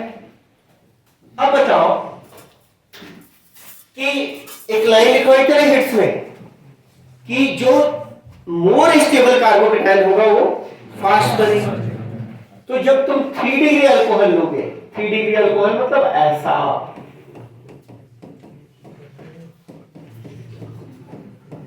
तो ये क्लोराइड्स बनाएगा, क्लोराइड्स, है ना। देखकर लग रहा हो कि यार ZnCl2 HCl सबकी कहानी है ये कि उसमें से जो हमको मिल रहा है OH को उसने कोई कॉम्प्लेक्स बना दिया होगा, अच्छे लिविंग ग्रुप में कन्वर्ट कर दिया होगा और अच्छे लिविंग में ग्रुप में कन्वर्ट करने के बाद Cl को बिठा दिया होगा। पाथ किसका ले जा रहा है? कार्बोकेटायन का। तो यहां पर जो कार्बोकेटायन बनेगा बेटा वो क्या बनेगा? 3 डिग्री कार्बोकेटायन बनेगा। अब सेम फॉर्मूला से अगर तुमने ऐसा पकड़ लिया, we have written the same formula, right? और ऐसा पकड़ के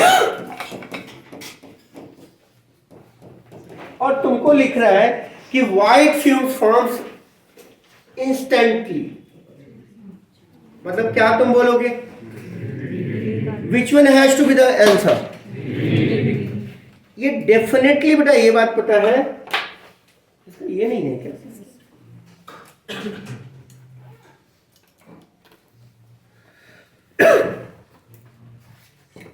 तो इसका हमको डेफिनेटली ये बात पता है बेटा कि 3 डिग्री कार्बोकेटायन सबसे स्टेबल होता है, वो फास्ट फॉर्म करेगा। इसका मतलब है लुकास टेस्ट फास्टेस्ट कौन देगा? अब बोलता है it forms fumes in 5 minutes और it does not form fume for a long time. What you will anticipate कि भाई जो हमें लुकास टेस्ट तुरंत देगा वो 3 डिग्री अल्कोहल है, जो थोड़ी देर के बाद दे वो 2 डिग्री होना चाहिए, और जो कभी ना दे या 24 घंटे के बाद दे वो क्या होना चाहिए? 1 डिग्री होना चाहिए। तो even the properties of the compounds having the same molecular formula distinct होते हैं।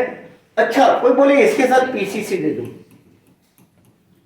इसके साथ पीसीसी दे दूं, तो हम कहां जाएंगे? यही जाएंगे। पी तो लिया लेकिन तोड़ने के लिए कुछ नहीं। बात समझ में आ रही है क्या? बात ये है बेटा कि इसके पास कोई ऑक्सीडाइजेबल एच नहीं है, लेकिन लेमन के लैंग्वेज में पीसीसी करता क्या है, ओएच का एच हटाएगा। ओएच का एच तभी हटा सकता था जब उसके नेबर के पास भी एच हो, क्योंकि बॉन्ड जहां से टूटेगा उसके पड़ोसी का भी बॉन्ड तोड़ेंगे तभी तो वो आपस में बॉन्ड बना पाएगा। तो थिंग इज कि यहां पर क्या हो जाएगा, नो रिएक्शन। तो हम लोग जल्दी से लिख लेते हैं, लुकास टेस्ट में, लुकास टेस्ट के अंदर 3 degree reacts at once to give white fumes.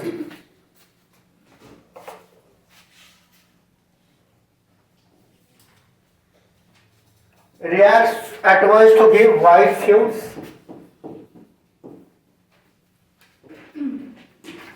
2 degree reacts within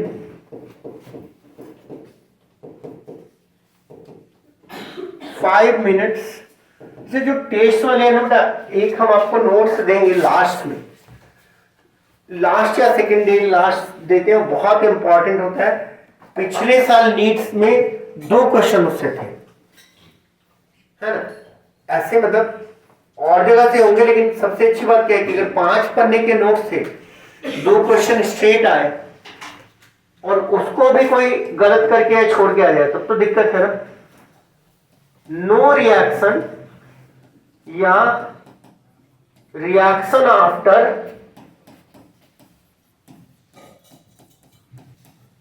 एक था शायद बेयर्स वाला और दूसरा था फेलिंग सॉल्यूशन, ए या बी था, and both are given the very peacefully in 2 to 3 पन्ना। तो रिवीजन के लिए देखो ना, लास्ट में जब दिया जाता है ना, रिएक्शन आफ्टर लॉन्ग आवर्स, तो इतना तो क्लियर हो गया कि positional isomerism will also impact the physical properties as well as chemical properties. Next क्या था, मेटामेरिज्म। अब इसको हम लोगों ने अलग तरीके से रखा ही है बेटा। कुछ फंक्शनल ग्रुप्स होते हैं, इनको हम लोग एज अ सब्स्टिट्यूएंट ट्रीट करते हैं। तो जो चेन्स है डिफरेंट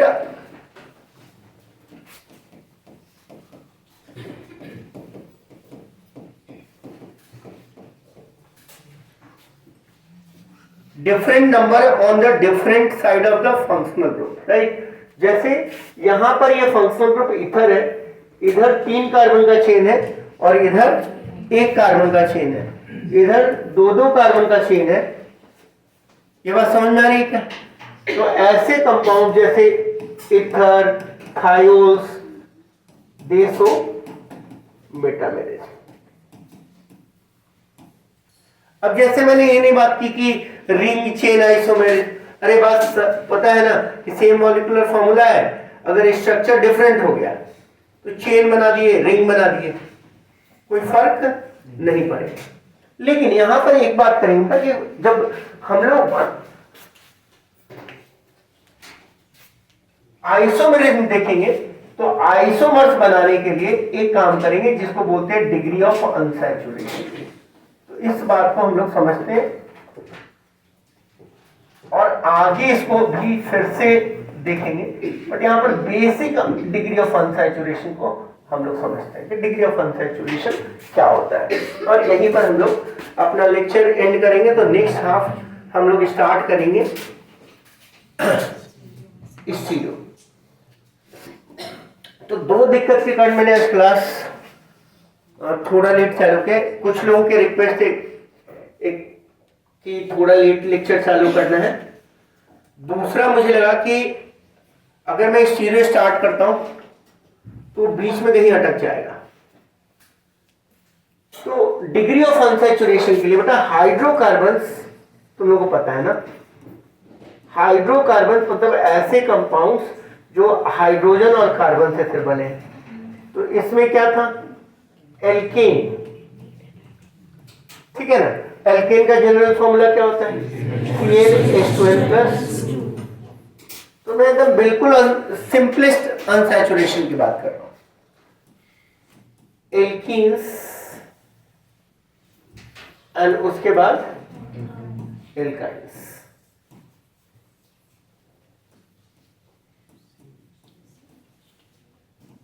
जो ना बहुत बड़े लोगों को लगता है कि हमको पढ़ के बैठना चाहिए। मैं हमेशा बोलता हूँ कि आप पढ़ के बैठो 9th और 10th। यहां से मैं मेरे लेक्चर्स एक आप बहुत पकड़ नहीं पाओगे कि मैं कहां से पढ़ा रहा हूं, तो क्या पढ़ के बैठोगे।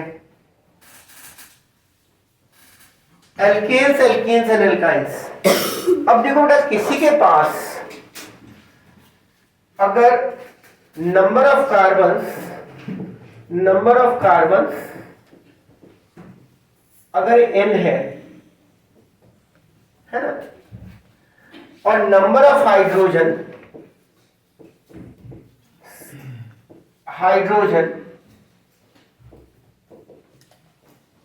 अगर p है, ऐसे मैंने मान लिया, तो डिग्री ऑफ अनसैचुरेशन हम लोग निकालेंगे।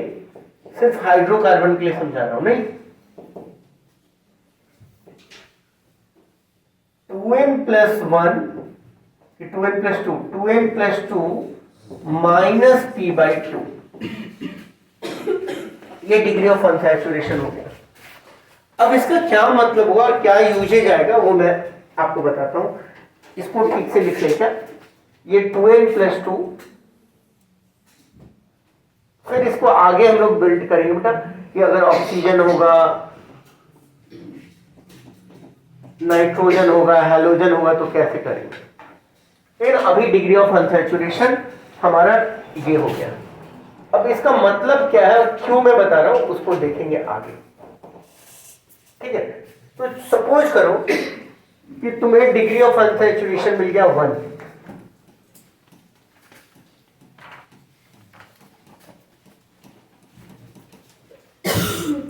पॉसिबल स्ट्रक्चर या पॉसिबिलिटी लिख देते हैं। पॉसिबिलिटी क्या होती है?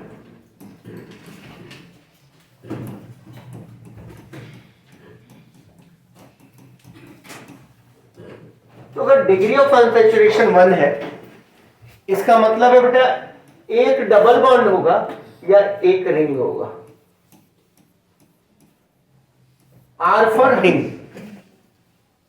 जैसे अगर तुमने कहीं देखा बेटा C3H6 क्वेश्चन आते हैं बेटा, और बहुत बार तुमको काउंट करने होते हैं, तुम कुछ कुछ भूल जाते हो। तो हमारे पास क्या होना चाहिए था, 8 - 6/2। डिग्री ऑफ अनसैचुरेशन क्या हो गया? तो तुम एक कंपाउंड का ऐसा बना दोगे, बना दिए क्या? बोले प्रोपीन है। अब तुमने गड़बड़ क्या कर दी, ये वाला भूल गए। तो साइक्लोप्रोपेन भी हो सकता है, इसका भी फॉर्मूला C3H6 होगा। शायद मैं अपनी बात कन्वे कर पा रहा हूं कि तुम्हें ये सोचने की आदत अगर रहेगी तो अगर स्ट्रेट क्वेश्चंस आएंगे तो छूटेंगे नहीं। तो बताओ क्या क्या होगा। 1 ट्रिपल बॉन्ड, पहली पॉसिबिलिटी। 2 डबल बॉन्ड, 2 रिंग, या 1 डबल बॉन्ड एंड 1 रिंग, है ना। तो मैं यहां ऐसे कोई 20-25 लिखवाने वाला नहीं हूं क्योंकि इसका यूज नहीं है।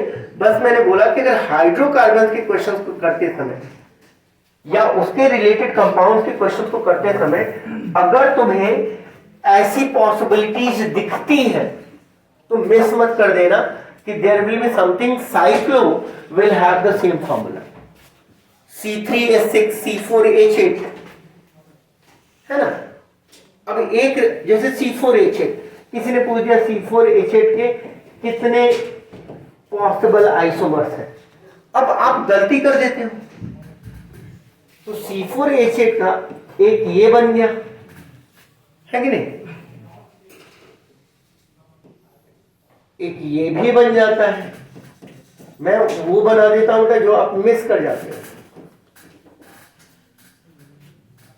सॉरी रिंग के साथ डबल बॉन्ड, सॉरी रिंग के साथ डबल बॉन्ड CH, C4H8 में एक ही होगा।